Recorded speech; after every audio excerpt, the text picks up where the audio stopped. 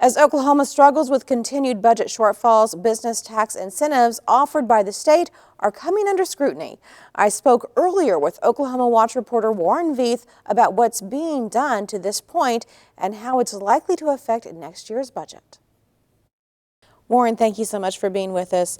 Let's jump right into this. What incentives are being examined and who's examining them? Susan, there are about 50 business incentives, tax breaks of various sorts, and incentive programs that are costing the state at least $400 million a year.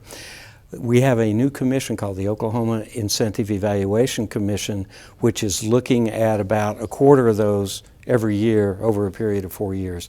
The commission just wrapped up its first year of business. It took on about 10 of these incentives.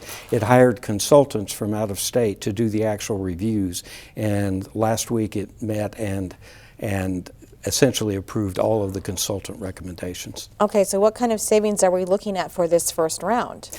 Hard to say. The credits they looked at this year add up to about $150 million a year.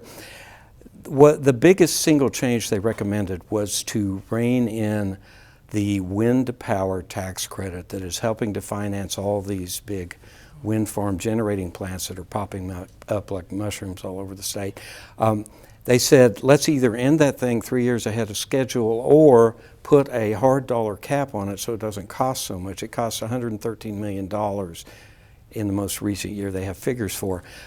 They didn't specify the amount of where the cap should be, but that could potentially produce a lot of savings for the state, and it's bound to lay the groundwork for a big fight in next year's legislature. I was going to say, you did mention there would be a big fight, and it'll be interesting to see how that plays out. Is that the only incentive that is likely to get through this first round?